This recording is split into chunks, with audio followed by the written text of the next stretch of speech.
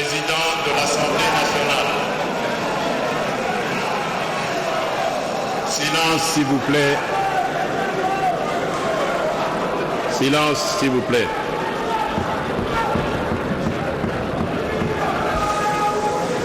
Honorable président de l'Assemblée nationale, honorable président du Sénat, honorables députés nationaux et sénateurs, distingués invités, mesdames et messieurs, mes très chers compatriotes,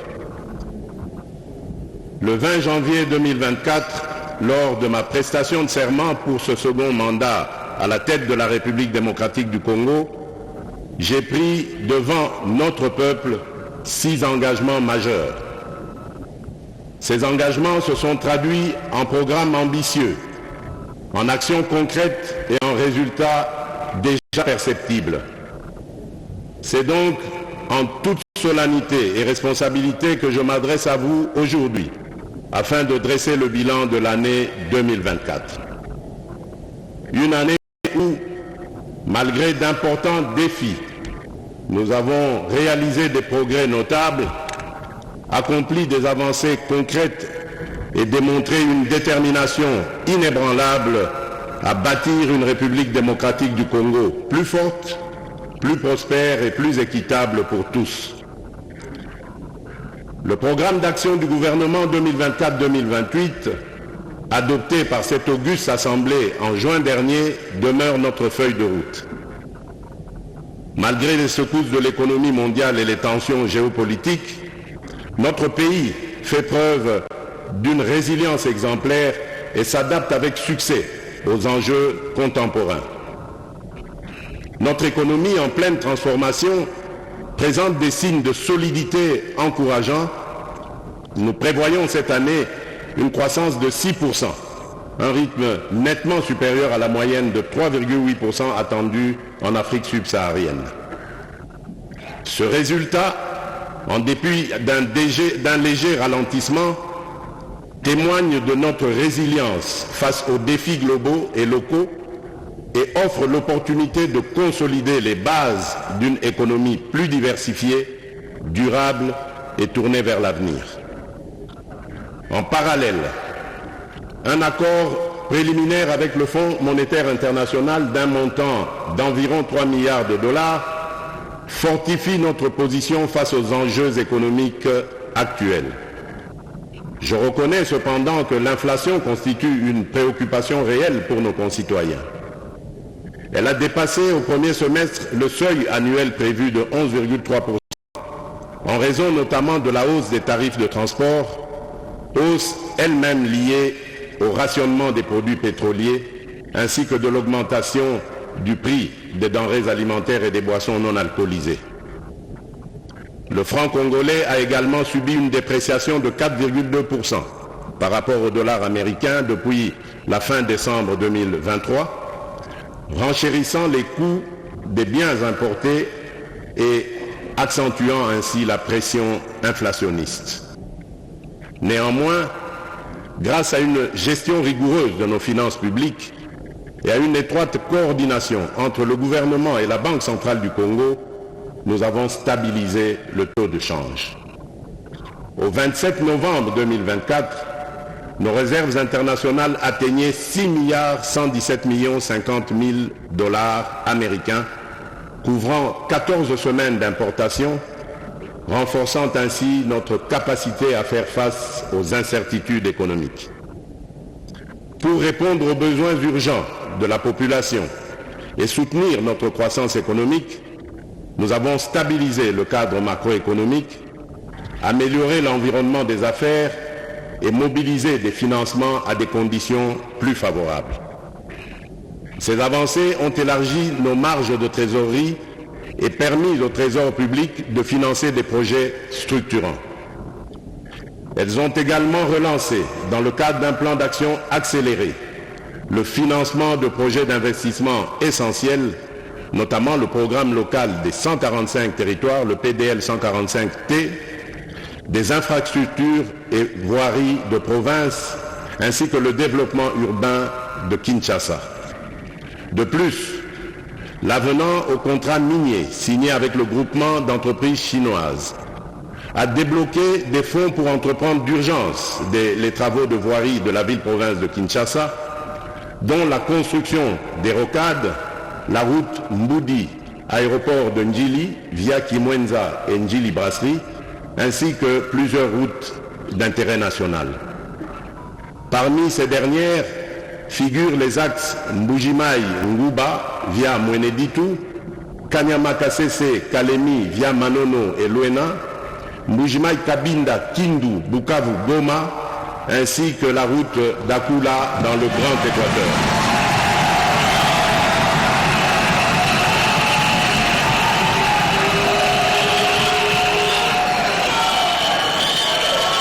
Cet avenant qui augure la deuxième phase du programme Minerais contre infrastructure permettra de doter notre pays des infrastructures routières de près de 7000 km reliant le nord et le sud, ainsi que l'est et l'ouest du pays, en passant par la grande région du centre. L'implémentation de ce programme dans les années à venir va contribuer à la promotion du marché intérieur, à la création d'emplois, à l'accélération du programme de développement à la base des 145 territoires, bref, à la diversification de notre économie nationale et au renforcement de sa résilience. Mes très chers compatriotes, il est vrai que la question de la vie chère s'invite aujourd'hui sur la table des décideurs que nous sommes. Je tiens cependant à rassurer la population. Dès la formation du gouvernement après ma réélection, j'ai instruit la Première ministre de prendre des mesures urgentes pour protéger et renforcer le pouvoir d'achat des ménages.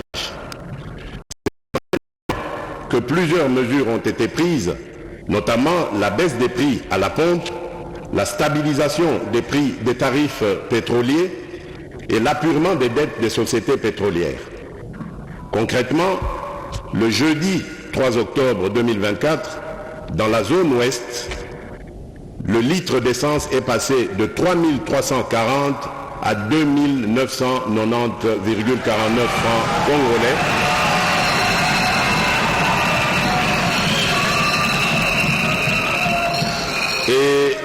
Et celui du gasoil est passé de 3 435 à 2 979,73 francs congolais.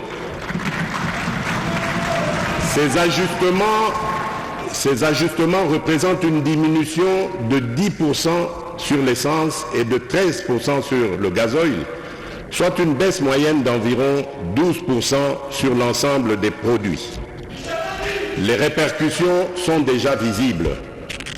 D'une part, la consommation de carburant chez SEP Congo a bondi de 45 000 m3 par mois en moyenne à 60 000 m3, soit une hausse de 33%.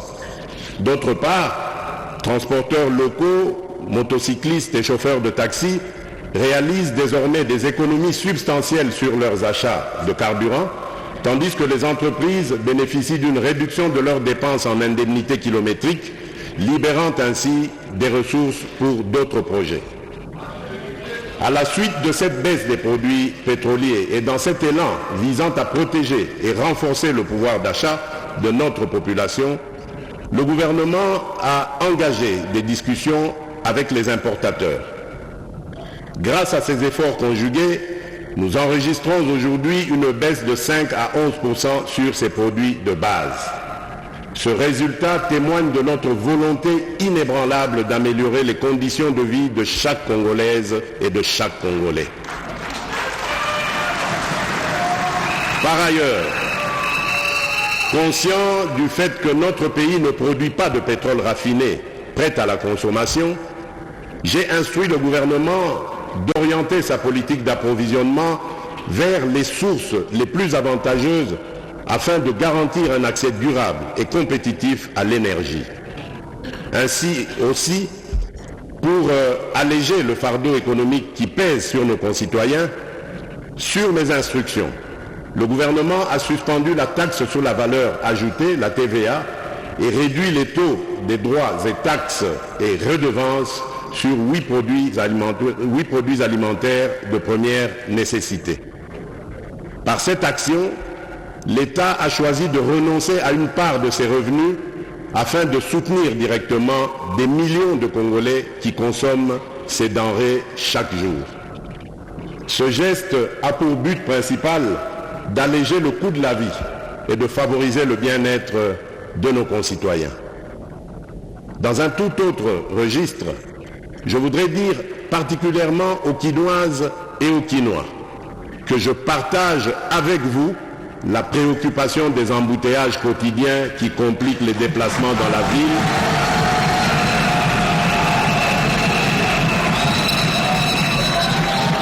La préoccupation des embouteillages quotidiens qui compliquent les déplacements dans la ville et augmentent le coût de la vie pour nos concitoyens. J'ai instruit le gouvernement de procéder à une évaluation approfondie des mesures existantes et de proposer dans les jours à venir des améliorations ou ajustements significatifs pour remédier à cette situation. Honorable Président de l'Assemblée nationale, honorable Président du Sénat, honorables députés nationaux et sénateurs, distingués invités, Mesdames et Messieurs, mes très chers compatriotes, la République démocratique du Congo s'est dotée du plan national stratégique de développement, le PNSD 2024-2028, un cadre ambitieux pour concrétiser la vision de développement du pays à l'horizon 2050. Cette vision repose sur la valorisation des immenses potentiels de nos secteurs extractifs et agricoles, avec pour objectif de bâtir une économie diversifiée, inclusive et résiliente. Au cœur de cette transformation, le secteur agricole joue un rôle central. Garantir la souveraineté alimentaire, réduire la pauvreté, créer des emplois et renforcer la stabilité macroéconomique. L'agriculture devient ainsi le levier stratégique pour convertir nos richesses naturelles en prospérité durable, permettant enfin au sol de prendre sa revanche sur le sous-sol. Malgré des atouts exceptionnels, près de 80 millions d'hectares de terres arables, une diversité climatique remarquable et l'un des réseaux hydrographiques les plus denses au monde, notre pays peine à révéler pleinement son potentiel agricole. Cette sous-exploitation se traduit par des faibles rendements et une dépendance excessive aux importations alimentaires chiffrée à plus de 3 milliards de dollars américains par an. Les conflits armés dans le nord Kivu, le sud Kivu, l'Ituri, le Mai-Ndombe, le Kwilu et le Kwango, combinés à l'accès limité au financement, aux intrants agricoles et à des infrastructures insuffisantes, entravent profondément les chaînes d'approvisionnement et la production locale. Pour faire face à ces défis, le gouvernement, dans le cadre du programme d'action 2024-2028, a mis en œuvre dès 2024 des initiatives concrètes visant à redynamiser le secteur agricole. Celles-ci ciblent les producteurs locaux, ménages, coopératives et entrepreneurs afin d'accroître la productivité et de consolider la production nationale. En s'appuyant sur ces efforts, notre nation entend réduire sa dépendance alimentaire, renforcer sa souveraineté économique et faire de l'agriculture le levier d'une croissance inclusive et durable en parfaite harmonie avec les aspirations de la vision 2050. Dans notre détermination de mettre progressivement et efficacement fin à l'insécurité alimentaire à laquelle se trouvent exposés nombreux de nos compatriotes, après l'investiture du gouvernement, des efforts importants ont été déployés pour relever ces défis aussi bien dans le secteur agricole que celui de la pêche et de l'élevage. S'agissant de l'agriculture, pour la saison en cours lancée par le gouvernement, il importe de retenir que des agriculteurs ont bénéficié entre autres de 350 tracteurs pour la mécanisation et d'1,5 million de lots de matériel aratoire de 5 millions de tonnes de semences, de 37 millions de mètres linéaires de boutures de manioc, de 500 tonnes de fertilisants minéraux et de 70 séchoirs à énergie solaire pour maïs. Pour faciliter la mobilité,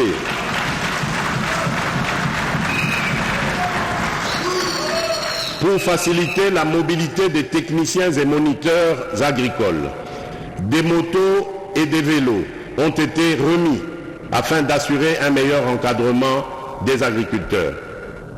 Des facilités à titre d'exonération ont été accordées à plus de 200 entreprises pour l'importation de matières agricoles. Dans ce même élan de soutenir davantage le développement du secteur agricole, il y a lieu de noter que pour la première fois, à travers la loi de finances 2025 que je vais promulguer dans quelques jours, les crédits alloués à l'agriculture sont accrus et maintenus au-dessus de 11% du budget national, bien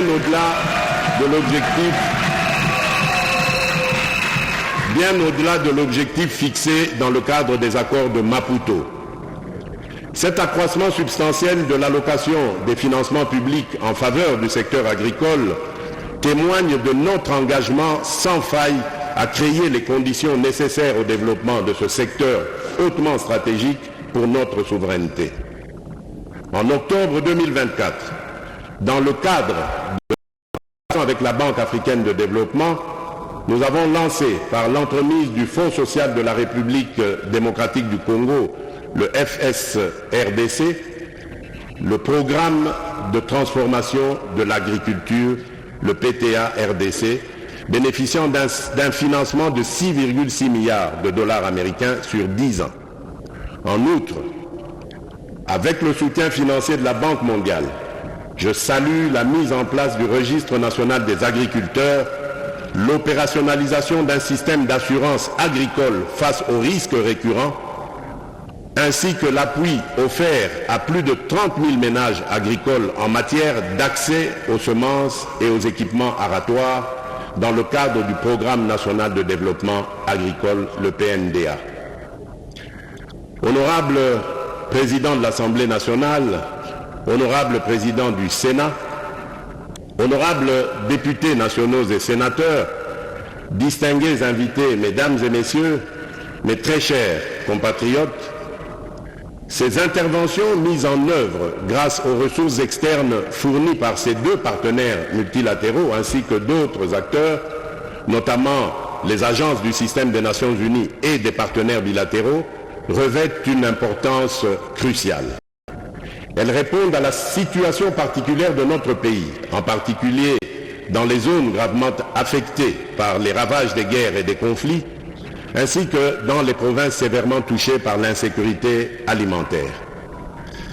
Dans cette dynamique de redressement et de développement agricole, des initiatives concrètes et prometteuses sont en cours. Ces efforts s'appuient également sur des expériences réussies, telles que celles menées par le service national à Kanyamakasese, dans la province du Haut-Lomami, qui illustrent le potentiel d'une approche intégrée et collaborative pour renforcer la production agricole nationale. Lors de ma récente visite à Kanyamakasese, j'ai pu mesurer l'ampleur des progrès réalisés. Sur ce site, près de 5000 hectares de maïs ont été emblavés durant la campagne agricole en cours et seront récoltés dès le début de 2025. Avec un rendement prévu de 5 tonnes par hectare, c'est environ 25 000 tonnes de maïs qui s'ajouteront aux 2500 tonnes déjà entreposées. De plus, le cheptel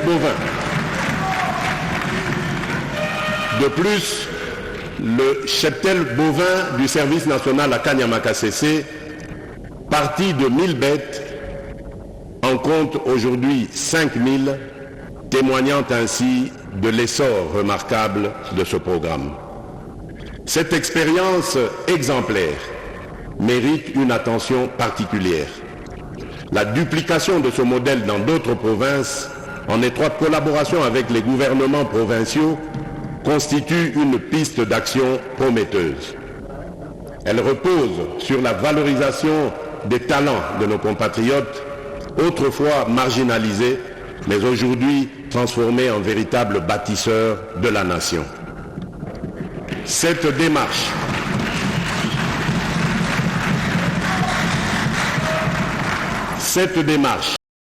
adaptée aux spécificités de chaque région, appelle à une mise en œuvre urgente pour maximiser son impact et répondre efficacement aux défis de notre agriculture.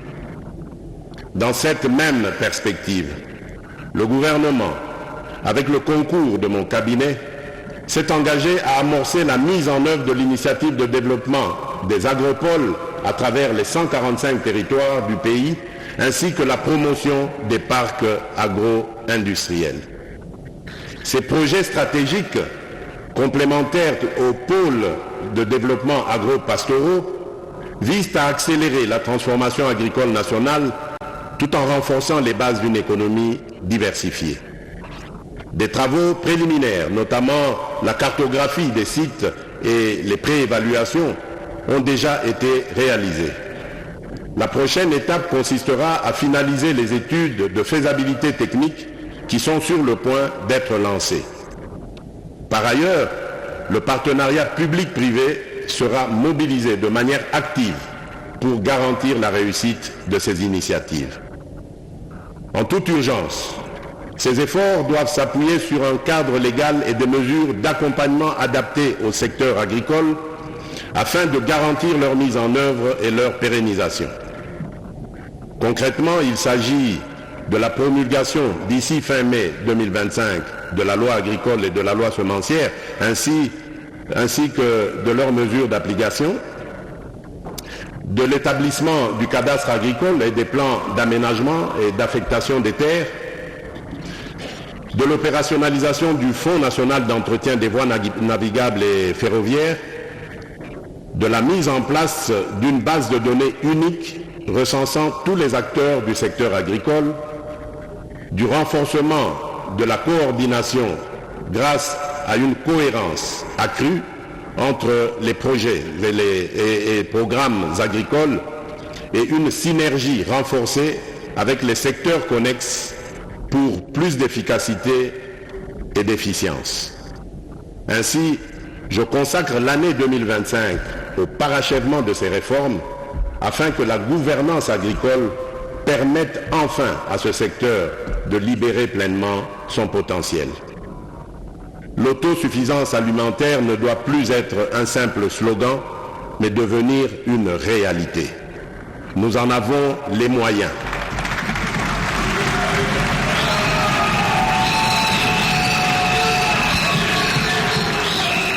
Conscient du rôle crucial de la pêche et de l'élevage dans la diversification de notre économie et la sécurité alimentaire, le gouvernement s'est également engagé dans des réformes structurantes. Pour surmonter les obstacles qui freinent l'augmentation de la production animale et halieutique, le ministère de la Pêche et de l'Élevage a distribué intrants et équipements à des milliers de pêcheurs artisanaux, notamment dans les provinces de la Chopo, du Tanganyika et de Kinshasa, renforçant ainsi leur capacité productive. Poursuivant cette dynamique, le gouvernement a honoré ses engagements concernant l'acquisition de 8 bateaux de pêche industrielle. Les dernières formalités et ajustements techniques seront rapidement achevés afin de les mettre en service dans les meilleurs délais. De plus, pour relancer la filière avicole, un programme ambitieux a été adopté en octobre 2024, prévoyant le développement de 8 pôles à travers le pays. Ces pôles soutiendront les petits éleveurs, les fermes et les PME, consolidant la croissance de ce sous-secteur. Pour assurer la viabilité et maximiser l'impact de ces initiatives, je m'engage à allouer des ressources à l'encadrement, à la professionnalisation et à l'accompagnement des pêcheurs et des éleveurs.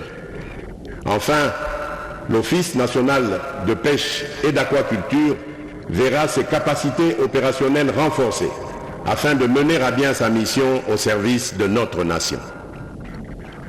Honorable Président de l'Assemblée nationale, honorable Président du Sénat, honorables députés nationaux et sénateurs, distingués invités, Mesdames et Messieurs, mes très chers compatriotes, le développement de notre secteur agricole ne se réalisera pleinement que si les conditions indispensables sont réunies dans les zones rurales. À ce titre, l'accélération de la mise en œuvre du programme de développement local des 145 territoires constituera une priorité majeure en 2025. Dans ce cadre, le projet de loi des finances 2025, soumis à l'examen du Parlement, prévoit des ressources substantielles pour des investissements stratégiques. La construction de routes de desserte agricole dans le volet 2, l'installation de réseaux d'eau potable et de microcentrales photovoltaïques dans son volet 3, ainsi que l'aménagement de marchés modernes et d'espaces de vie dans son volet 5, tel que défini dans la composante 1 du dit programme. Par ailleurs, la composante 2 du même programme met l'accent sur le renforcement des économies rurales et des chaînes de valeur afin d'améliorer la productivité, d'accroître les revenus des ménages et de consolider la sécurité alimentaire. L'aménagement des voies de dessertes agricoles en désenclavant et en connectant les bassins de production jouera un rôle clé dans la dynamisation du secteur agricole et dans le bien-être des populations rurales. Pour l'année 2025, avec le gouvernement, je m'engage à réhabiliter 38 000 km de routes de desserte agricole prévues dans le PDL 145T et 11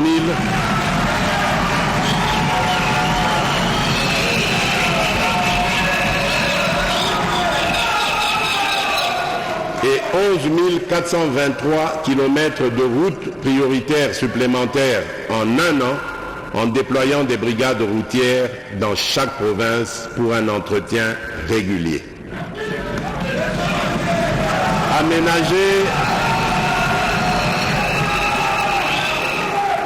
Aménager 11 432 km de voies navigables destinées à la desserte agricole et construire des entrepôts portuaires adaptés. Honorable Président de l'Assemblée nationale, honorable Président du Sénat, honorables députés nationaux et sénateurs, distingués invités, Mesdames et Messieurs, mes très chers compatriotes, un pays qui investit est un pays qui croit en son avenir.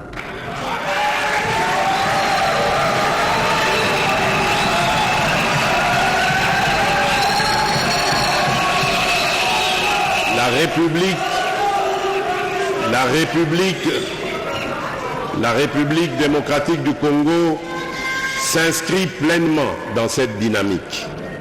Je tiens à souligner l'importance de nos projets structurants qui, pas à pas, façonnent notre destin. Ils transforment nos ambitions en réalisations concrètes et insufflent espoir et confiance à chaque Congolaise et à chaque Congolais. Dans la zone économique spéciale de Maluku, une nouvelle usine de fabrication de carreaux et de faïence a ouvert ses portes.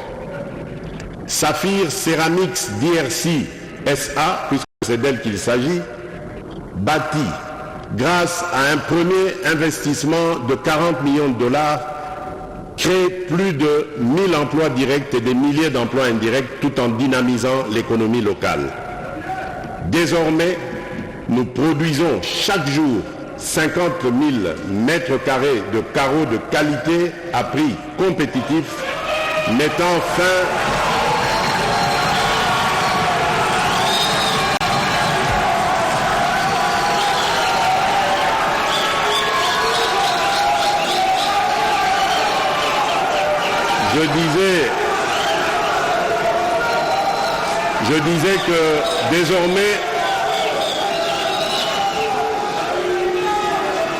Je disais que désormais, nous produisons D'accord.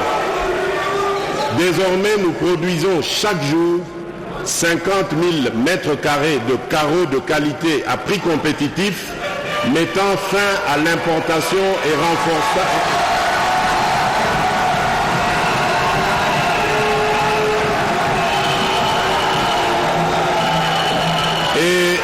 et renforçant ainsi la fierté de consommer congolais.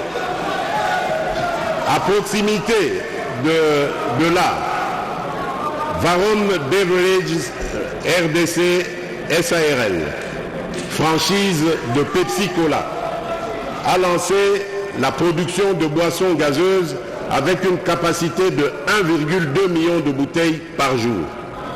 Un premier investissement de 66 millions de dollars, bientôt suivi d'une seconde phase de 46 millions de dollars dans les 6 prochains mois, a permis de créer 530 emplois à ce jour. Cette nouvelle unité génère non seulement des emplois et des recettes fiscales, mais nourrit également la fierté de consommer des produits made in Congo. Et que dire de la relance de la mine de zinc de Kipushi par Kiko? Fort d'un investissement de 923 millions de dollars, ce projet illustre parfaitement notre ambition du réveil du Congo comme un géant au cœur de l'Afrique. Chaque mois,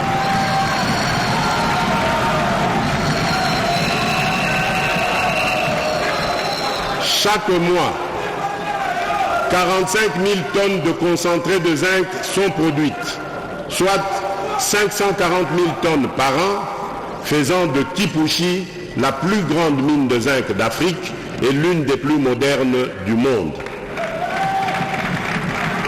Plus de 900 emplois directs ont déjà été créés, avec une masse salariale annuelle avoisinant 48 millions de dollars, et des projets de transformation locale du zinc sont en cours, ajoutant encore plus de valeur et d'opportunités. Ce ne sont là que quelques exemples de projets qui fleurissent aux 4 coins du pays. Des routes, des ponts, des écoles, des hôpitaux, sans oublier la modernisation de nos aéroports, Bangboka aujourd'hui et bientôt Kolwezi, Mbujimayi, Kananga, Bunia, ainsi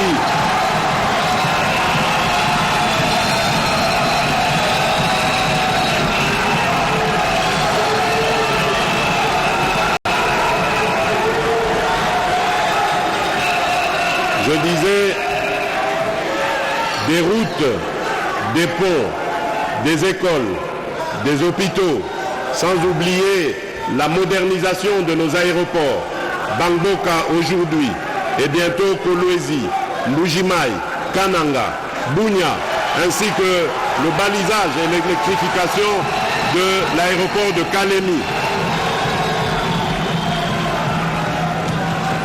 La République démocratique du Congo est un immense chantier, un pays en mouvement qui se construit un avenir radieux.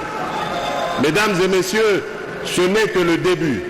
Notre belle République démocratique du Congo poursuit sa marche en avant et l'avenir nous réserve encore de nombreux succès et autant de raisons d'être fiers.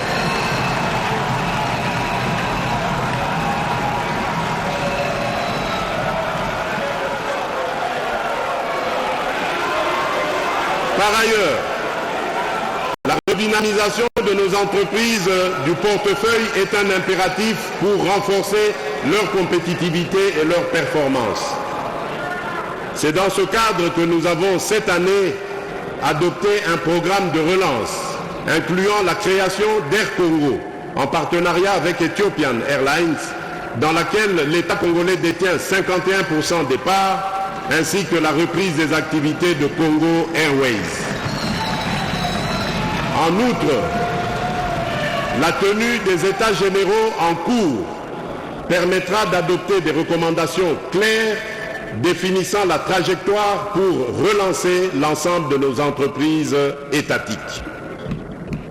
Honorable Président de l'Assemblée nationale, Honorable Président du Sénat, honorables députés nationaux et sénateurs, distingués invités, mesdames et messieurs, mes très chers compatriotes, La transformation et la diversification socio-économique de notre pays reposent sur le développement d'infrastructures stratégiques dans des secteurs clés tels que les routes, les chemins de fer, le numérique et l'énergie.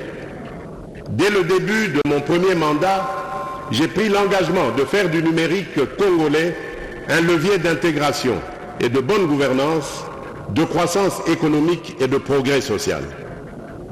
Pour réduire la fracture numérique, principalement causée par un déficit d'investissement, nous avons mis en place des incitatifs financiers destinés à attirer davantage d'investisseurs dans le déploiement de la fibre optique.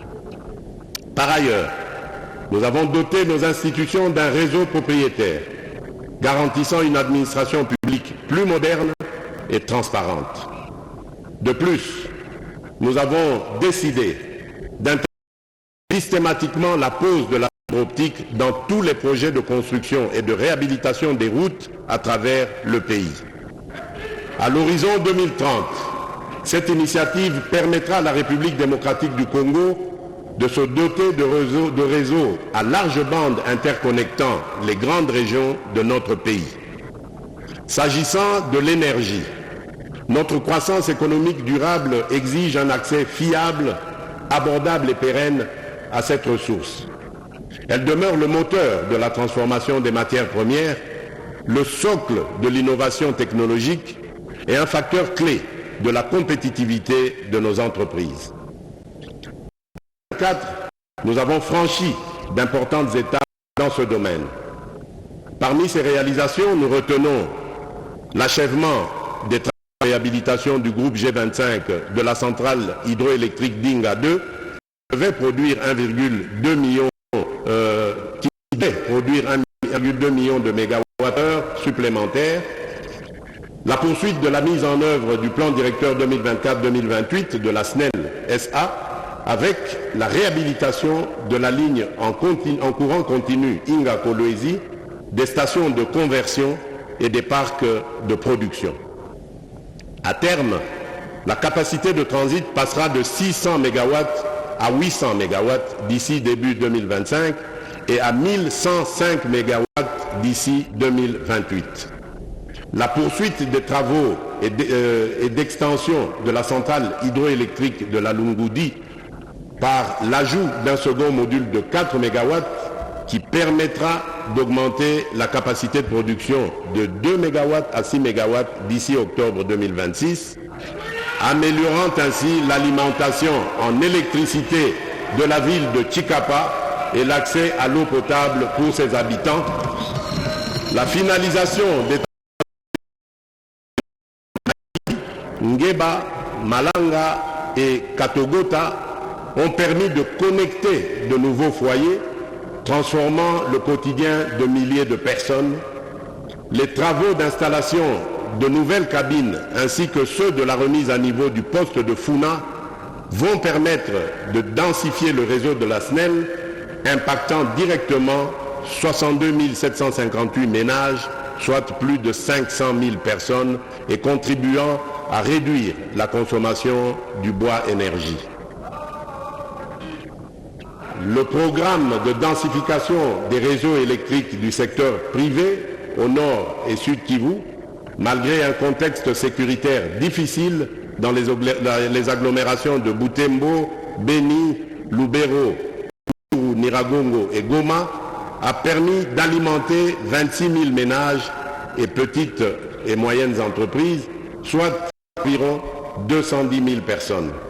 Le démarrage des travaux de réhabilitation sur les groupes G23, G24 et G26 de la centrale Dinga 2 permettra à terme de produire 2 millions de mégawattheures supplémentaires pour soutenir la demande croissante et améliorer la desserte. La mise en charge des lignes de transport et réseaux de distribution de la centrale de Toubitoubidi et la centrale de Mouvo pour l'électrification des villes, des agglomérations de Boya, Miabi, Katende, Loussa, Kabea-Kamwanga et amélioration de la desserte dans la ville de Mbujimaï. La mise en œuvre de 50 projets d'électrification rurale avec Anser, avec un budget à hauteur de 89 millions de dollars. Ces projets permettront de connecter plus de 47 400 ménages et d'alimenter des activités à usage productif d'énergie ainsi que d'autres activités économiques. 9 projets de construction de centrales solaires sont d'exécution. La périphérie de Mbujimaï, la périphérie de Kananga, Uvira, Nuebo, Chilenge, Katanda et Mweka. La fin des travaux est prévue pour cette fin d'année 2024. Une capacité de 13,7 MW crête va bénéficier à 205 500 ménages. 26 projets de construction de centrales solaires enregistrent des taux d'exécution appréciables et pourront être potentiellement livrés au premier et deuxième trimestre 2025.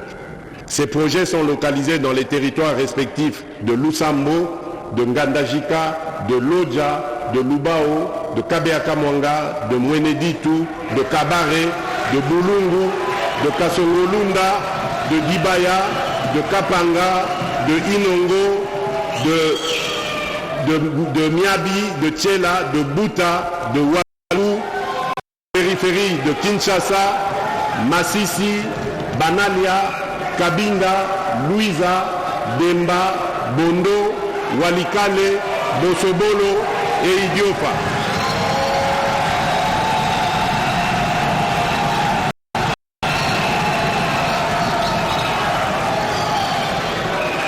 Pour une capacité de 15,9 MW qui vont bénéficier plus de 238 875 ménages. En matière de dessert en eau, le bilan de l'année 2024 est porteur de progrès significatifs. En milieu semi-urbain, les projets d'alimentation en eau potable et d'assainissement à Kasangulu, Lissa, Chikapa ont permis à près de 1,3 million de personnes d'accéder à des services essentiels. En milieu Kumbashi et Matadi, les efforts déployés ont offert l'accès à l'eau potable à plus de 3,1 millions de personnes. À Kinshasa, la mise en service du module 2 de l'usine de traitement d'eau d'Ozone, avec une capacité de 6 000 m3 par jour, a permis d'étendre l'accès à l'eau potable à 1,8 million de personnes supplémentaires. Ces avancées marquent des étapes cruciales vers l'amélioration des conditions de vie de nos populations et renforcent notre engagement à garantir un accès équitable aux ressources essentielles. Honorable Président de l'Assemblée nationale, Honorable Président du Sénat, honorables députés et sénateurs, distingués invités, Mesdames et Messieurs, mes très chers, la modernisation de la fonction publique demeure un pilier essentiel de nos réformes pour renforcer la gouvernance et améliorer l'efficacité de l'administration publique. C'est un enjeu crucial. Les attentes de nos citoyens et accompagner les priorités nationales. Un État fort et prospère repose sur des hommes et des femmes intègres, porteurs d'un sens élevé du devoir. La qualité de ses ressources humaines est le socle de son efficacité, car c'est à travers elle que l'État agit, inspire le respect et se rend utile. Je tiens à exprimer ma satisfaction pour les avancées réalisées depuis le début de mon premier mandat dans le domaine de l'administration et de la fonction publique. Parmi les progrès significatifs, je citerai l'identification biométrique des fonctionnaires, qui a permis pour la première fois dans l'histoire de notre pays de publier des annuaires alphabétiques et numériques des agents des services urbaines de Kinshasa. Cette initiative, qui s'étendra à toutes les catégories socio-professionnelles, vise une meilleure maîtrise des effectifs et de la masse salariale, tout en éliminant les doublons, les agents fictifs et les abus qui saignent nos finances publiques depuis des décennies. La rationalisation des services publics, avec la fixation progressive de cadres de structures organiques pour supprimer les chevauchements et les conflits d'attribution, optimisant ainsi leur fonctionnement, la fluidification des départs à la retraite, soutenue par un nouveau système de sécurité sociale attractif et efficace. Plus de 10 900 départs à la retraite ont été enregistrés durant le premier quinquennat, avec une programmation d'au moins 10 000 départs annuels. Cette démarche apporte dignité et reconnaissance aux anciens serviteurs de l'État. L'alignement des fonctionnaires non mécanisés, grâce auquel plus de 171 000 agents, parfois en service depuis plusieurs décennies, ont été intégrés au système de paie.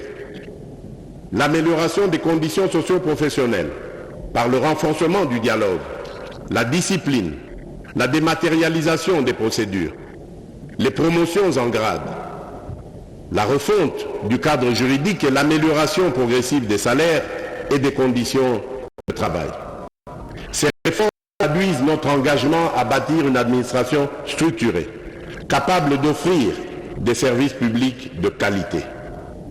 La prochaine étape consistera à mettre en place une nouvelle politique salariale, juste et équitable, garantissant à chaque agent, où qu'il se trouve, un salaire digne, en adéquation avec sa catégorie d'emploi et ses mérites. Aucune discrimination, aucune inégalité manifeste ne devra subir.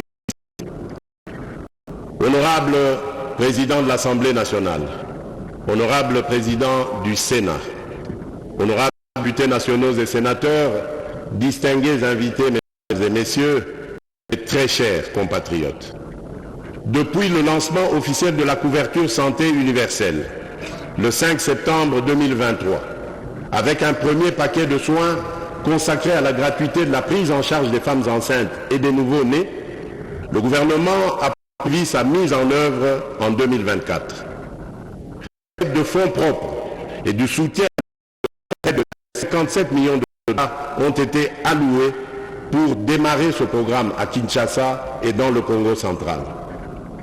Grâce à un financement supplémentaire de 73 millions de dollars obtenu via la restructuration du programme multisectoriel de nutrition et de santé, appuyé par la Banque mondiale, le programme a été étendu à 11 autres provinces, couvrant désormais une grande partie du pays.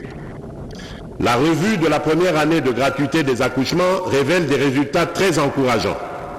Plus de 1,3 million de personnes ont bénéficié de ces services dans les soins, puisque 1005 structures ont été équipées et 454 000 enfants malnutris ont été pris en charge. Ces efforts ont entraîné une baisse de la mortalité néonatale et une augmentation de l'espérance de vie des Congolais. À ce jour, la gratuité des accouchements est effective dans 13 provinces, avec une extension prévue à l'ensemble des provinces en 2025. Parallèlement, des mesures sont en cours pour assurer la prise en charge des soins de santé des agents publics et de leurs familles avant fin 2025. En outre, le gouvernement a entrepris la digitalisation du système de santé, le déploiement des kits informatiques dans plus de 300 établissements, ainsi que la mise en place du registre social RSU pour identifier les personnes économiquement vulnérables. Ce projet, en phase pilote, a déjà enregistré 413 341 personnes, soit 78 739 ménages dans 6 provinces, avec une cible supplémentaire de 31 500 ménages vulnérables dans la commune de Limete à Kinshasa. Enfin, des réformes ont été lancées pour améliorer la couverture sociale, renforcer le rôle du Fonds social de promotion et de services sociaux afin de répondre efficacement aux besoins des groupes vulnérables en assurant une réponse humanitaire coordonnée et flexible. En dehors du pilier prestation des soins, nous avons mis l'accent sur le pilier construction, réhabilitation et rénovation de nos centres de santé et hôpitaux afin d'y accueillir dignement nos populations. À titre illustratif, nous avons construit l'hôpital général de Kinshasa, désormais appelé le centre hospitalier universitaire Renaissance de Kinshasa, d'une capacité totale de plus de 2500 lits, faisant de cet établissement l'un des plus grands hôpitaux d'Afrique centrale, ainsi que la modernisation de celui de la Mouya à Mbujimaï, avec 10 bâtiments nouvellement construits. Dans le volet réhabilitation, nous avons rénové et modernisé l'hôpital Jason Sendoué de Lubumbashi, entre autres. De plus, dans le cadre du programme de développement local des 145 territoires, nous avons déjà finalisé la construction de 300 centres de santé répartis sur toute l'étendue du territoire national, dont celui de Mutoa, en périphérie de la ville de Kalemi, déjà équipé. J'ai personnellement réceptionné lors de mon itinérance dans la province de Tanganyika. Honorables députés nationaux et sénateurs, mesdames et messieurs, dans le cadre des efforts visant à garantir un accès équitable aux soins, une attention particulière est accordée aux personnes vivant avec handicap afin d'assurer leur inclusion et leur droit à des services de santé adaptés et de qualité. Le soutien à cette catégorie de la population constitue un engagement majeur du gouvernement. Cette année, des réformes légales et réglementaires ont été mises en œuvre pour promouvoir leurs droits, notamment avec la création d'un secrétariat général leur dédié. Cela a permis le recrutement de 2000 agents, dont 60% sont des personnes vivant avec handicap ou issus de groupes vulnérables. Par ailleurs, le Fonds national d'appui à l'autonomisation et à l'accessibilité des personnes vivantes avec handicap a été opérationnalisé. Ce fonds finance des projets visant à renforcer leur autonomie et à lutter contre la pauvreté sur l'ensemble du territoire national. En complément, le gouvernement a débuté l'application d'une des résolutions des États généraux de l'enseignement supérieur et universitaire consistant à réduire les frais académiques pour les étudiants en situation de handicap. Concernant le pilier ressources humaines, au cours de cette année, le gouvernement a poursuivi les efforts en vue de la mécanisation et l'alignement du personnel de santé. En effet, à l'issue de l'atelier résidentiel de Bibois, nous sommes parvenus notamment à l'alignement à la prime de risque pour le 4e trimestre de l'exercice budgétaire en cours de plus de 1000 médecins, 500 agents administratifs, 1500 infirmiers, 50 dentistes, 20 médecins physiciens, 100 vétérinaires, 100 pharmaciens et 700 autres professionnels de santé.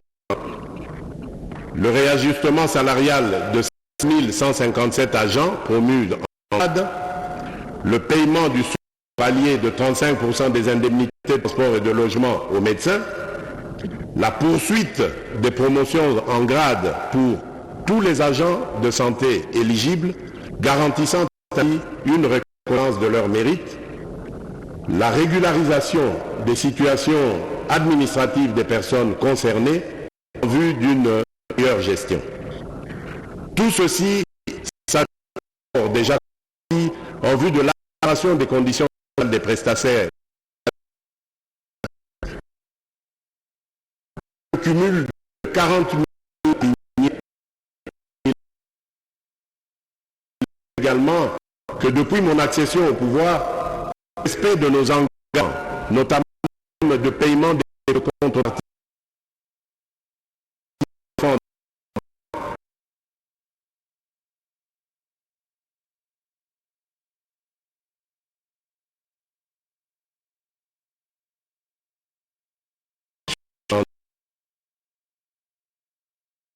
perspective dans le secteur En lien avec l'atteinte des objectifs de développement durable, la priorité sera accordée à l'extension de la gratuité de la maternité, la prise en charge du nouveau-né sur l'ensemble des 26 provinces. Il en sera de même pour le démarrage du paquet de soins de base qui concerne les policiers, les fonctionnaires ainsi que leurs dépendants pour, à terme, couvrir l'ensemble de la population. Le gouvernement engage également à doter chaque province d'un hôpital de référence afin de mettre un terme aux déserts médicaux.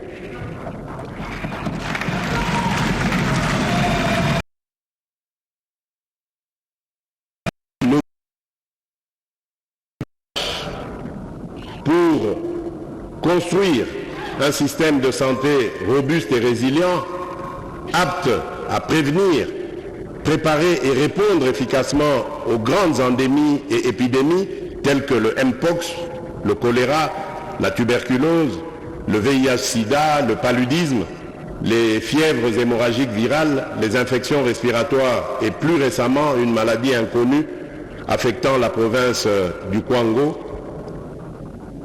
Nous nous engageons aussi à investir dans la production locale de médicaments, de vaccins et d'autres intrants de santé afin de mieux gérer les crises récurrentes, réduire notre dépendance aux importations massives et créer, ce faisant, plusieurs milliers d'emplois pour notre jeunesse. Toujours dans le registre de prise en charge, nous avons initié le projet d'appui au bien-être alternatif des enfants et jeunes impliqués dans la chaîne d'approvisionnement du cobalt, le PABA Cobalt, dans les provinces du Haut-Katanga et du Lualaba. Ce projet vise à éradiquer la présence et le travail des enfants dans les mines artisanales de cobalt. À ce jour, 13 587 enfants ont été réinsérés socialement sur les 16 845 identifiés en février 2022 dans les sites miniers artisanaux, soit un taux de réinsertion de plus de 80%. Honorable Président de l'Assemblée nationale, Honorable Président du Sénat, honorables députés nationaux et sénateurs, distingués invités, Mesdames et Messieurs, mes très chers compatriotes, au-delà des préoccupations,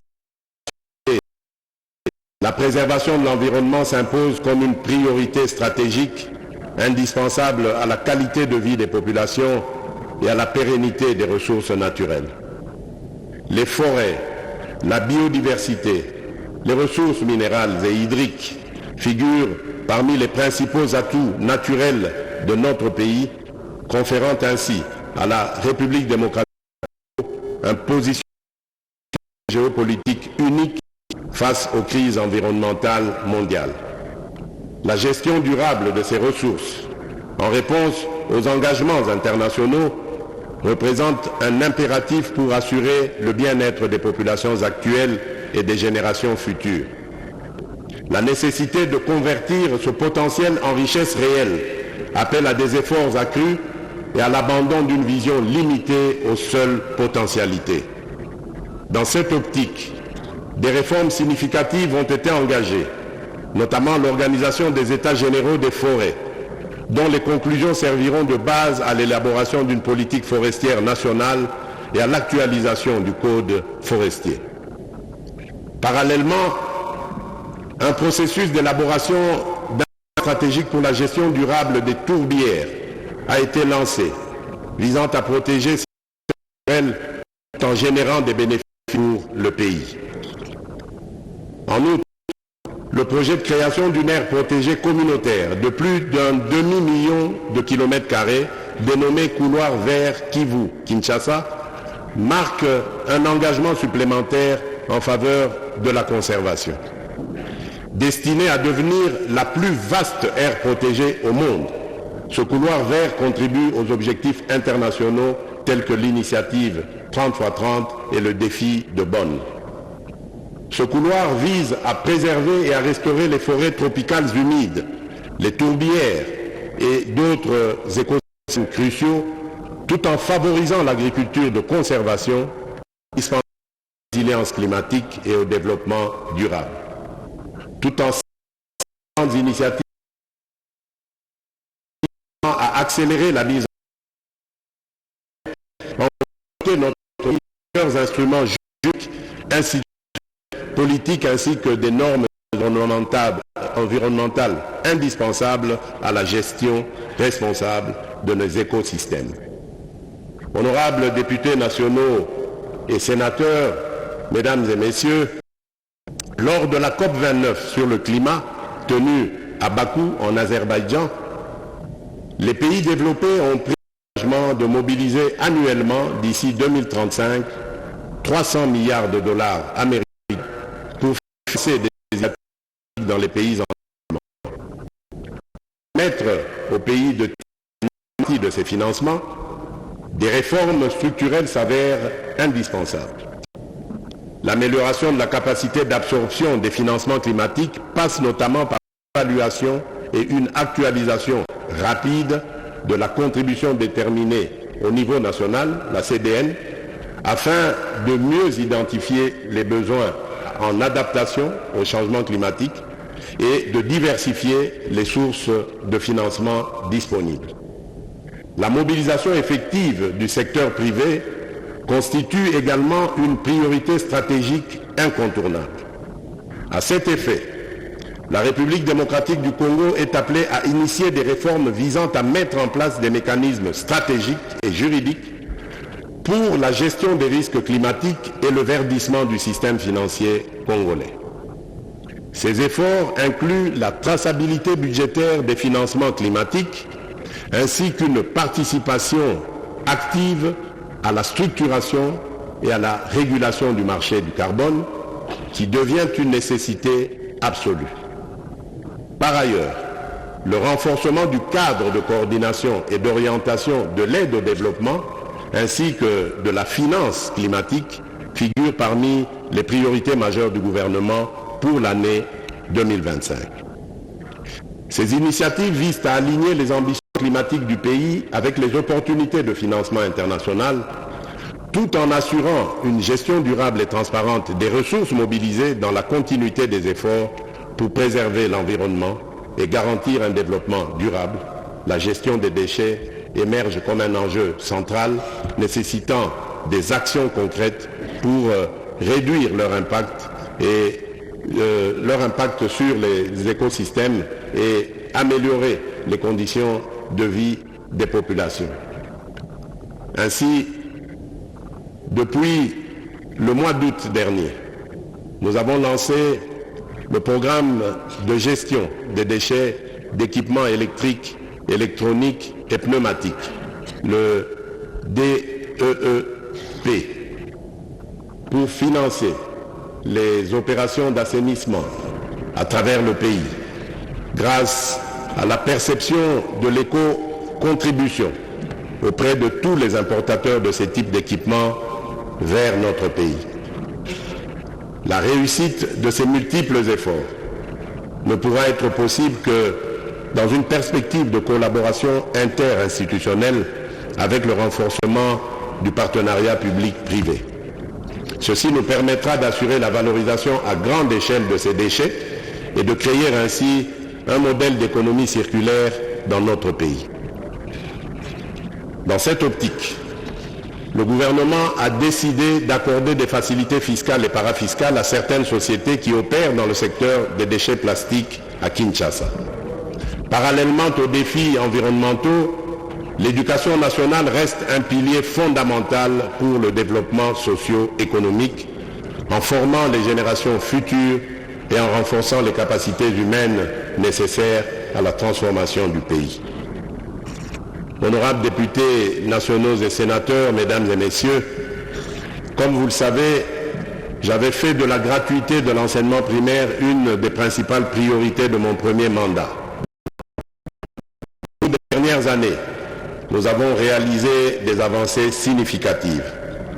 La prise en charge à ce jour par le Trésor public de 279 145 enseignants nouvelles unités, aussi bien au niveau maternel, primaire que secondaire, ainsi que le personnel des bureaux gestionnaires, témoigne à suffisance notre détermination à améliorer notre système éducatif. C'est à ce même titre que le gouvernement a organisé au mois d'août dernier des assises de la commission paritaire gouvernement-ban syndical de l'éducation nationale et nouvelle citoyenneté à Bibois afin d'assurer l'assainissement du fichier paie et l'identification des enseignants non payés dans le but de déterminer l'enveloppe salariale devant être projetée au cours de l'année 2024-2025. Tous ces paris gagnés méritent d'être consolidés afin d'assurer l'amélioration des conditions socio-professionnelles des enseignants ainsi que les infrastructures scolaires. Dans le cadre des efforts visant à renforcer le système éducatif, le gouvernement a intensifié son engagement en faveur de la science et de l'innovation, donnant un nouvel élan au développement national à la suite du conclave du génie scientifique congolais. Parmi les actions majeures entreprises cette année figurent l'organisation et l'institutionnalisation du Forum du génie scientifique congolais, destiné à promouvoir l'excellence scientifique et l'innovation, l'opérationnalisation du Fonds national de la recherche scientifique et de l'innovation technologique, visant à soutenir les projets de recherche et les initiatives innovantes, la création de l'incubateur de génie scientifique congolais, chargé d'accompagner les chercheurs, inventeurs et innovateurs dans la maturation de leurs résultats de recherche, la construction du premier centre public de radiothérapie et de radiopharmacie en partenariat avec l'Agence internationale de l'énergie atomique. Ces initiatives marquent une étape décisive dans la valorisation du potentiel scientifique et technologique de la RDC au service du développement durable. Honorable Président de l'Assemblée nationale, honorable Président du Sénat, honorables députés nationaux et sénateurs, distingués invités, mesdames et messieurs, mes très chers compatriotes, malgré les progrès réalisés dans plusieurs domaines, la question sécuritaire demeure un défi majeur. Notre pays reste confronté à des rébellions persistantes, dont l'agression de l'armée rwandaise et des terroristes du M23 qui entravent la stabilité nationale, le développement et l'amélioration des conditions de vie de nos concitoyens. Ces ennemis de la République continuent d'occuper une partie des territoires de Rutshuru, Masisi, Nyiragongo et Lubero, provoquant un afflux massif de déplacés internes. Aujourd'hui, près de 7 millions de Congolais vivent loin de leur foyer, faisant de notre pays l'un des pays les plus touchés au monde par ce drame humanitaire. Je tiens à réaffirmer que nos efforts pour leur porter assistance et protection ne faibliront pas. Grâce à la détermination de nos forces armées et au soutien de la communauté de développement de l'Afrique australe, la SADC, nous avons repoussé les agresseurs et leurs supplétifs qui comptaient sur une victoire facile et immédiate.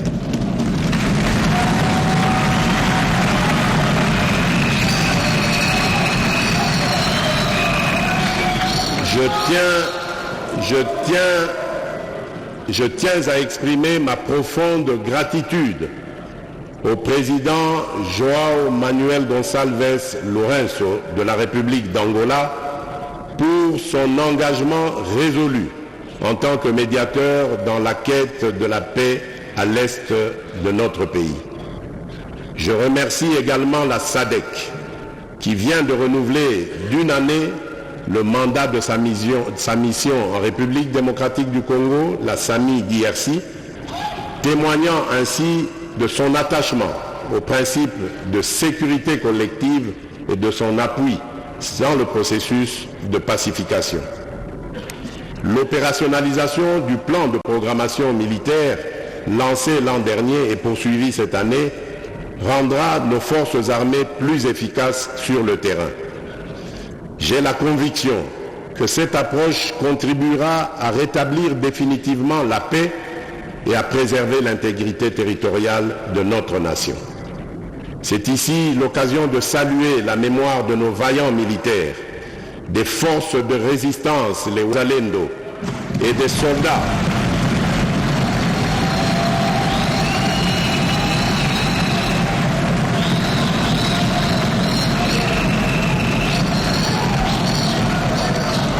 C'est ici l'occasion de saluer la mémoire de nos vaillants militaires, des forces de résistance, les Wazalendo, et des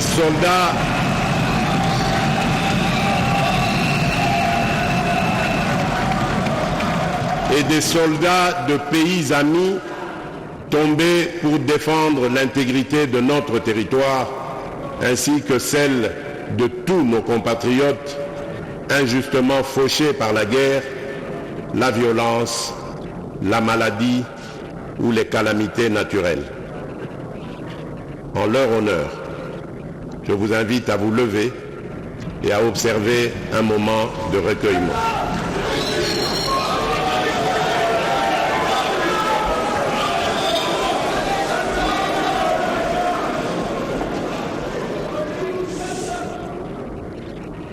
Merci.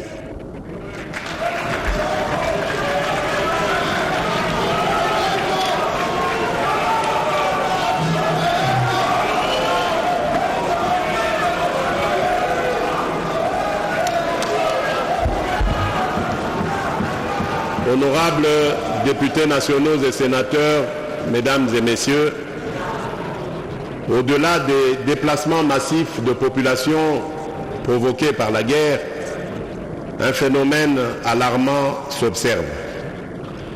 Le dépeuplement progressif de certains territoires stratégiques, suivi de leur repeuplement par des populations étrangères implantées par le Rwanda.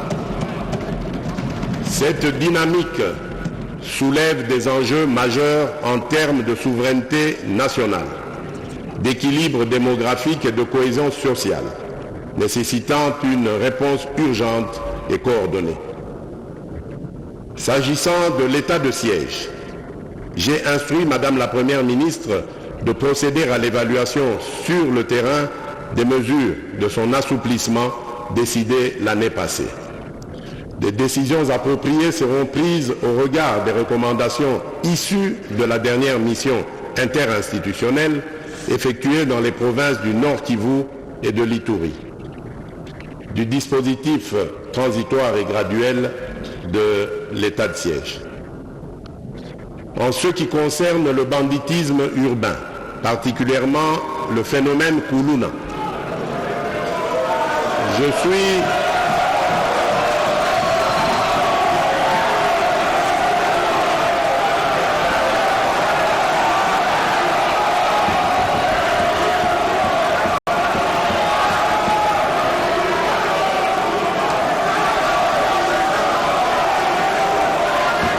ce qui concerne le banditisme urbain, particulièrement le phénomène Kuluna, je suis fermement convaincu que, outre le renforcement des moyens des services de sécurité, il est essentiel d'adopter rapidement des mécanismes efficaces de réinsertion pour les jeunes désœuvrés.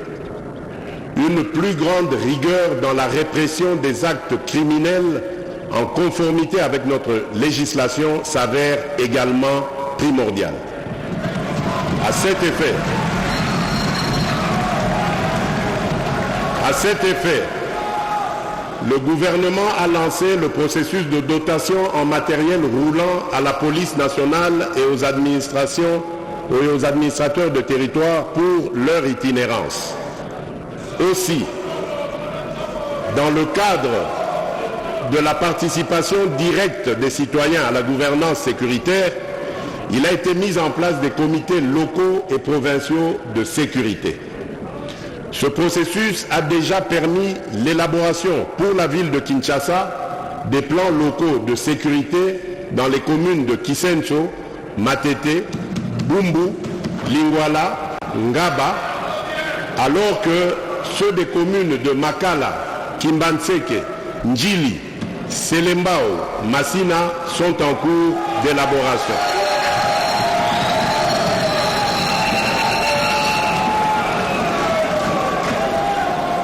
Il en sera de même pour les autres villes de la République.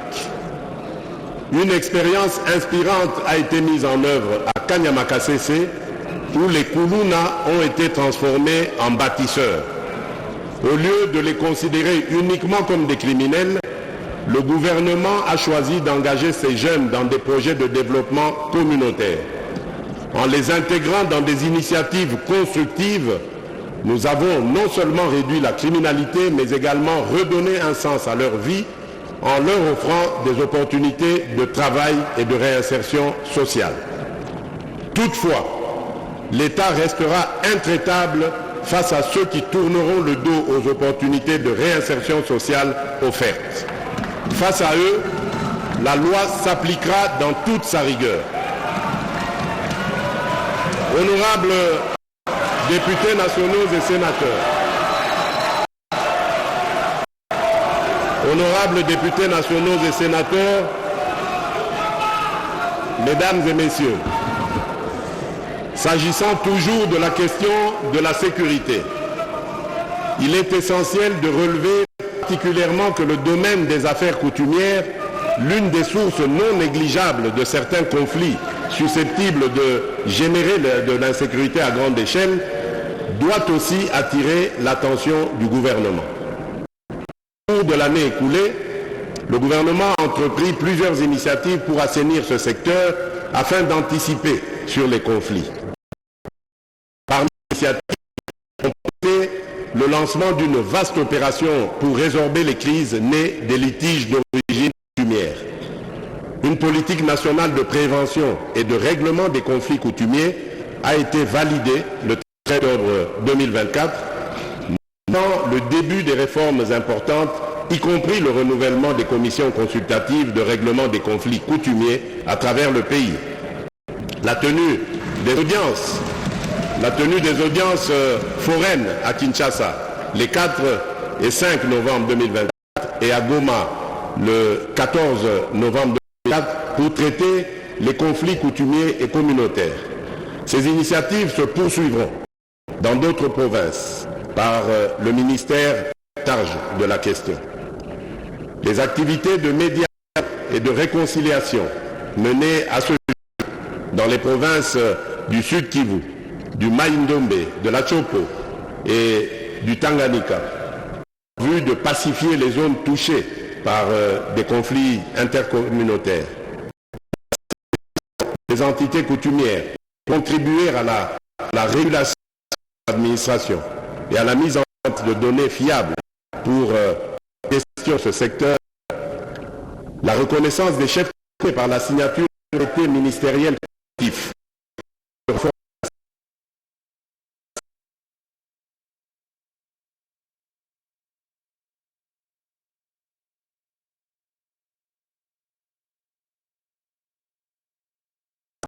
Chefs coutumiers envoyant un signal fort aux autres provinces sur l'engagement du gouvernement à toucher toutes les entités coutumières, la protection et la promotion des droits des peuples autochtones qui demeurent une priorité dans notre programme. Les affaires coutumières sont un pilier de notre société et un vecteur de paix.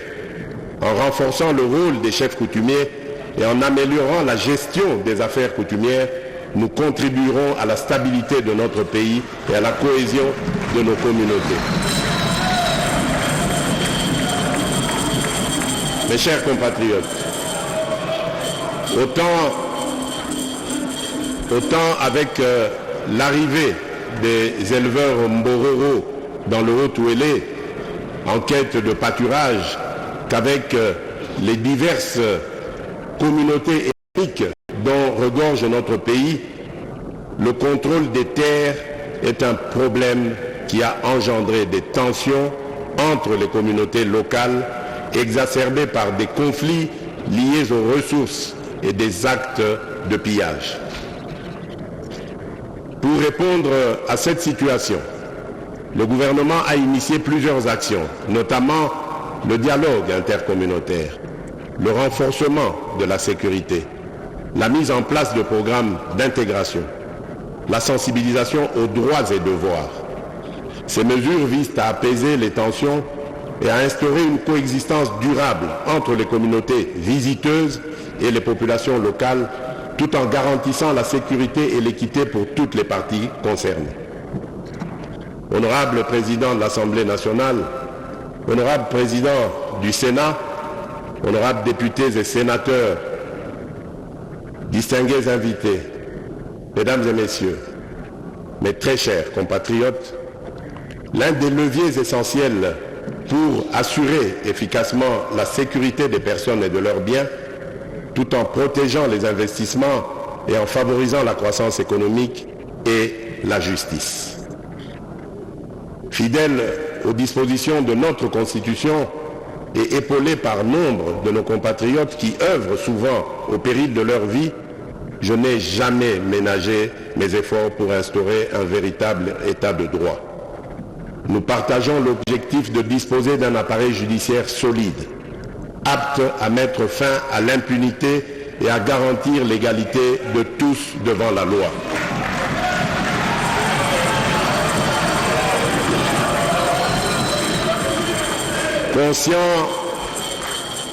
Conscient des défis qui freinent encore le bon fonctionnement du système judiciaire, nous avons engagé des actions concrètes. Après le recrutement par voie de concours de 5000 nouveaux magistrats, civils et militaires, un premier contingent de 2500 a déjà été nommé, formé et déployé. Un processus est déjà entamé pour la prochaine vague. Face à l'ampleur des enjeux et dans le but de fédérer tous les acteurs autour de notre quête d'un véritable état de droit, nous avons soutenu la réorganisation des états généraux de la justice. Les recommandations qui en sont issues guideront des réformes structurelles profondes comme l'amélioration des conditions de travail et de la gestion du personnel judiciaire, la construction d'infrastructures juridiques et pénitentiaires respectueuses des droits humains, le renforcement de la discipline au sein de la magistrature et l'intensification de la lutte contre l'Assemblée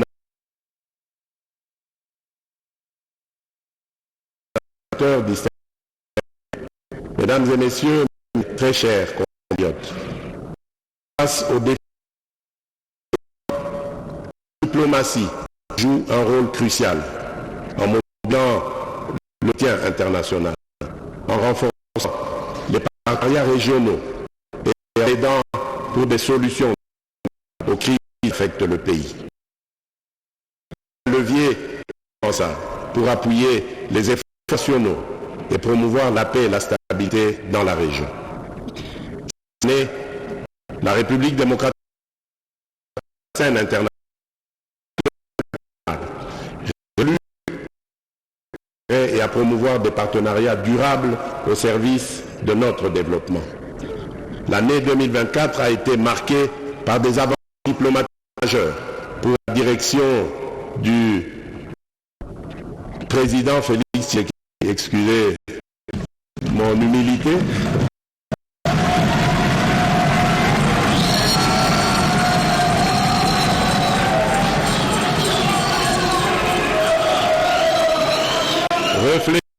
Reflétant l'engagement de la République démocratique du Congo à promouvoir ses intérêts stratégiques sur la scène nationale, continentale et internationale. Notre élection au Conseil des droits de l'homme des Nations Unies, suivie de notre candidature imminente au Conseil de sécurité comme membre non permanent, témoigne de la reconnaissance internationale de notre engagement pour la paix et les droits humains et nous offre une tribune privilégiée pour promouvoir et défendre les droits humains.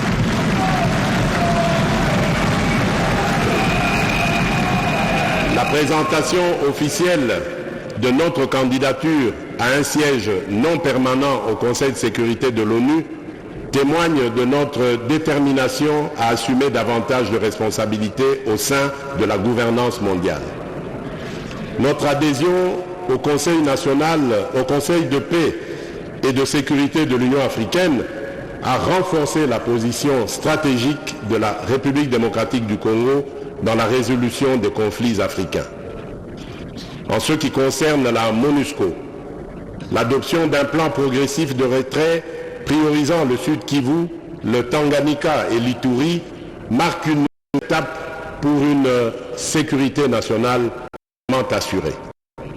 Au Tchad, la médiation conduite par notre pays a favorisé un processus électoral inclusif et le retour des opposants politiques, consolidant ainsi notre rôle de catalyseur de paix en Afrique.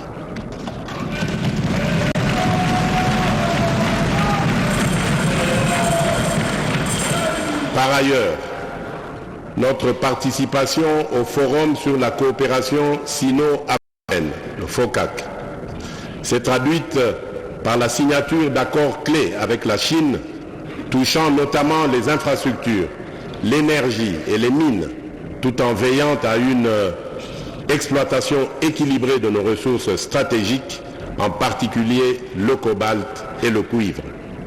Enfin, la conclusion d'un protocole d'accord multilatéral pour le développement du corridor de Lobito, reliant la République démocratique du Congo, l'Angola et la Zambie, ouvrira de nouvelles perspectives de connectivité régionale et stimulera nos échanges économiques.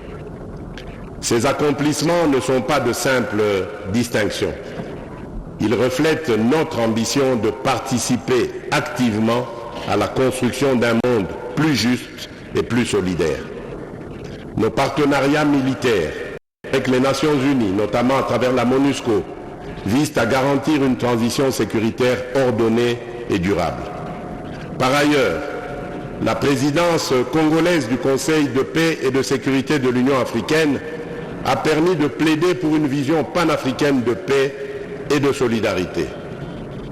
Honorable président de l'Assemblée nationale, honorable président du Sénat, honorables députés nationaux et sénateurs réunis en congrès, mes chers compatriotes, dans le cadre des efforts pour renforcer la cohésion sociale et promouvoir le développement humain, les secteurs de la culture, du genre, de la jeunesse, des sports et du tourisme occupent une place essentielle parce que contribuant à l'épanouissement des citoyens et à la valorisation des richesses de notre pays. En inscrivant la création de plus d'emplois en priorité de mes engagements pour le second quinquennat, mon ambition était d'ouvrir très largement le champ d'opportunités à la main-d'œuvre locale, essentiellement composée de jeunes.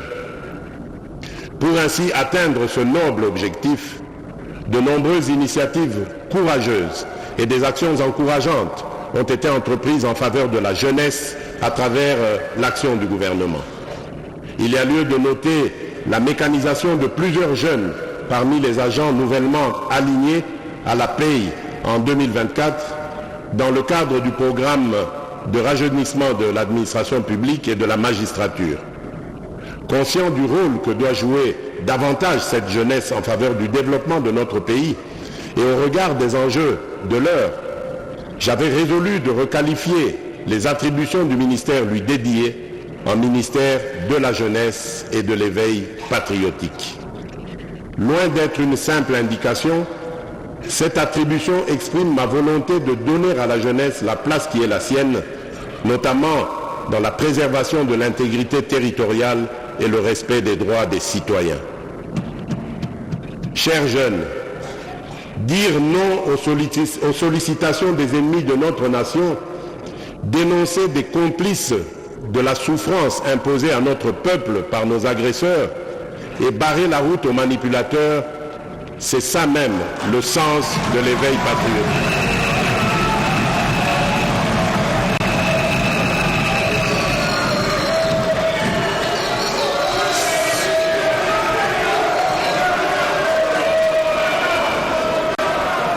Chers jeunes,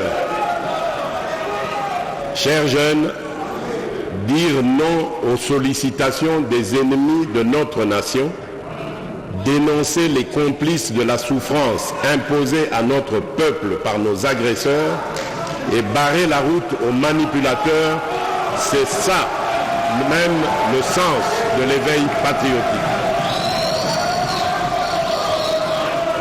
Cette année est aussi celle qui nous a servi, au-delà des contraintes, à accentuer notre engagement pour l'éducation des jeunes à travers le sport.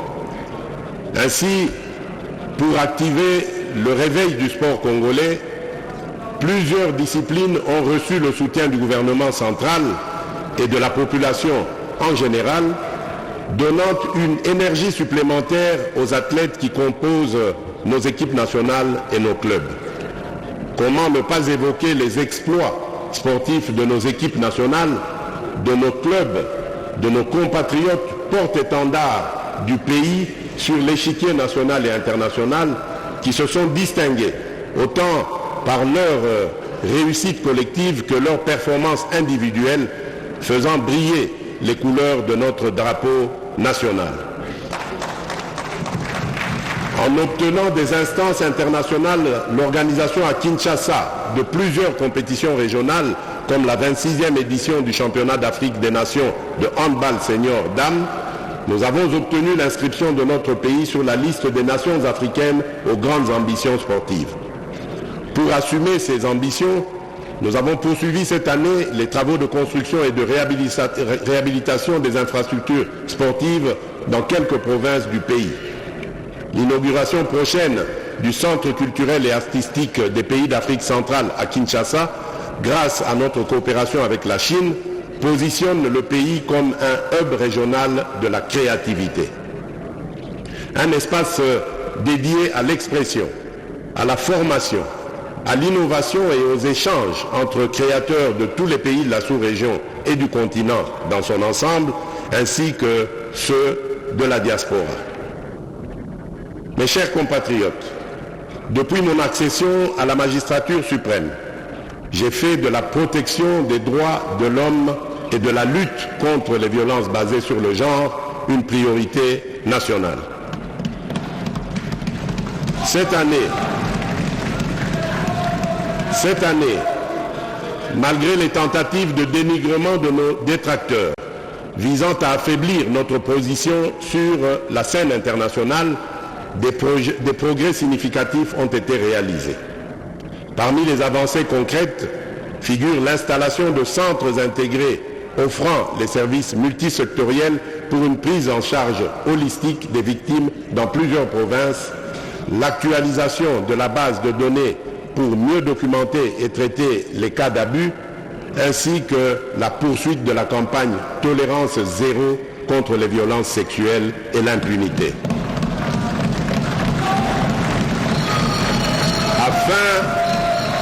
Afin de renforcer le cadre normatif en matière de justice transitionnelle, conformément à nos engagements internationaux, 3 documents majeurs ont été transmis au gouvernement pour examen.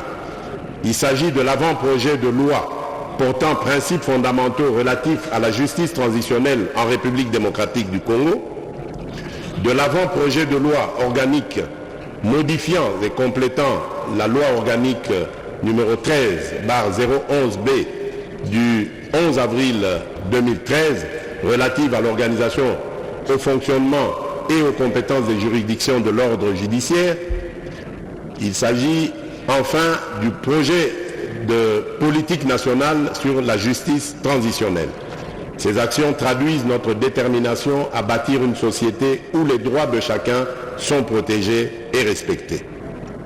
À propos de l'agenda de la résolution 1325 du Conseil de sécurité des Nations Unies sur les femmes, la paix et la sécurité, il est important de signifier que la République démocratique du Congo vient de finir l'élaboration du plan d'action national de la 3e génération qui constitue la mise en œuvre de la dite résolution. Ce plan d'action intègre un nouveau pilier sur les conflits émergents dus notamment aux catastrophes naturelles et au blanchiment de capitaux. Honorables députés nationaux et sénateurs, mesdames et messieurs, notre action sur le front étatique représente une avancée majeure pour la République démocratique du Congo. Trop longtemps, notre histoire a été racontée à travers les prismes de la guerre et de la souffrance. Aujourd'hui, nous affirmons notre droit à écrire notre propre récit, celui d'un peuple résilient, talentueux, riche de sa diversité et de ses innombrables opportunités.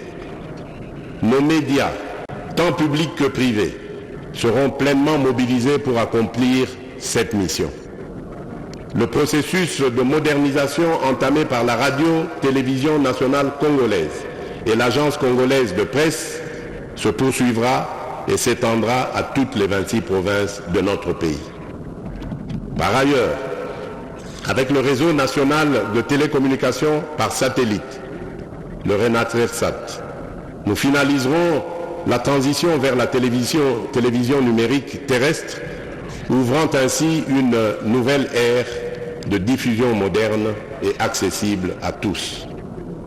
Nous devons continuer à investir dans notre jeunesse, en lui enseignant les fondamentaux qui façonnent notre nation, le patriotisme, la richesse de notre patrimoine culturel et la conscience de nos potentialités. Ce sont ces jeunes, nos éclaireurs, qui porteront demain le récit inspirant de notre pays. Par ailleurs, face à la menace croissante des fake news, nous poursuivrons la mise en œuvre des réformes du secteur des médias et de la communication conformément à l'agenda établi lors des États généraux de la communication et des médias.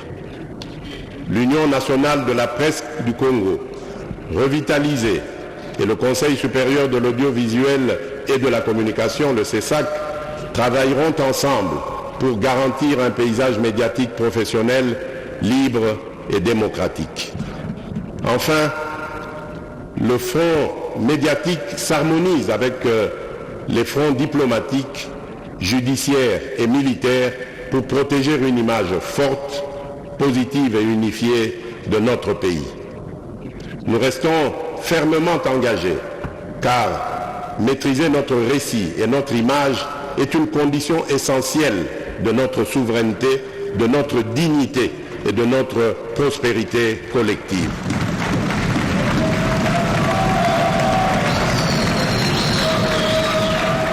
Honorable Président de l'Assemblée nationale, honorable Président du Sénat, honorables députés nationaux et sénateurs réunis en congrès, mes chers compatriotes, pour terminer ce discours sur l'état de notre nation, je dois rappeler que cette première année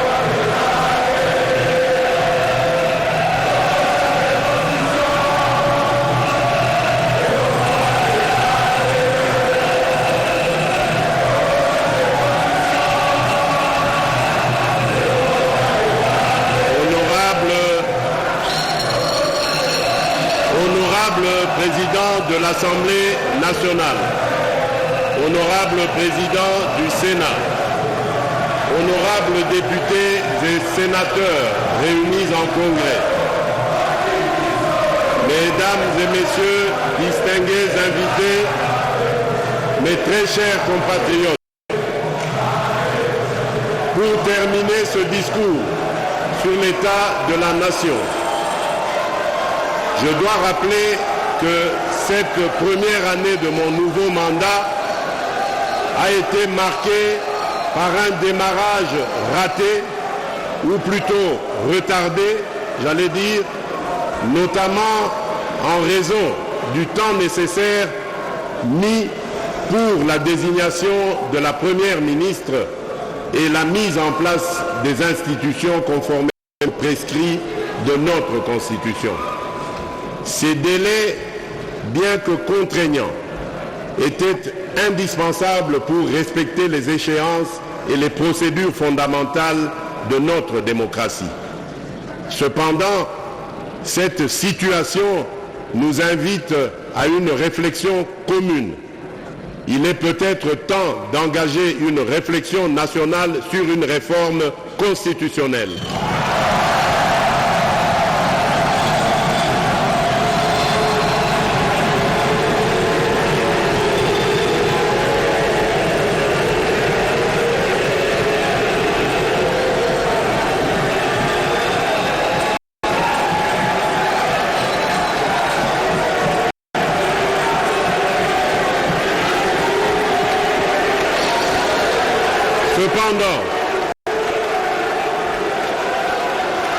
Cependant, cette situation nous invite à une réflexion commune.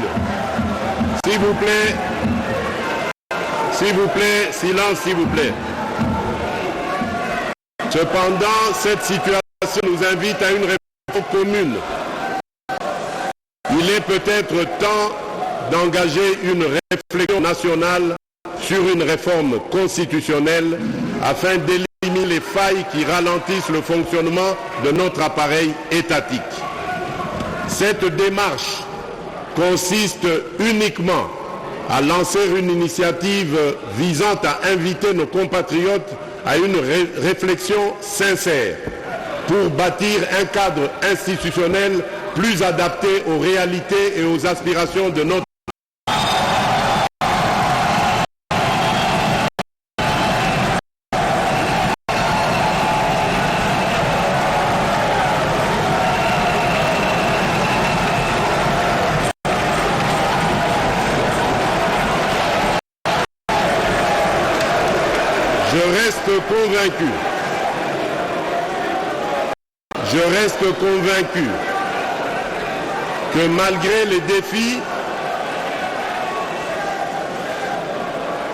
Je reste convaincu que malgré les défis, unis, nous pouvons transformer nos potentialités en richesses réelles, nos faiblesses en force et notre diversité en facteur de cohésion.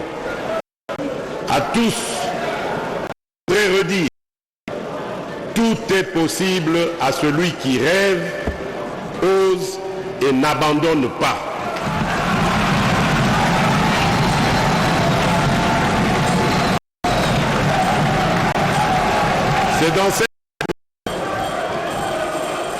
C'est dans cet esprit que j'affirme mon engagement indépendant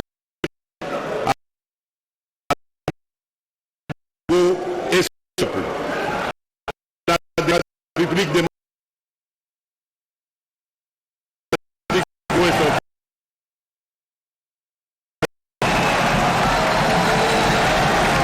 Voilà, très chers téléspectateurs, un discours magistral du garant de la nation, au fonctionnement des institutions, le président de la République, le chef de l'État Félix Antoine Tshisekedi Tshilombo.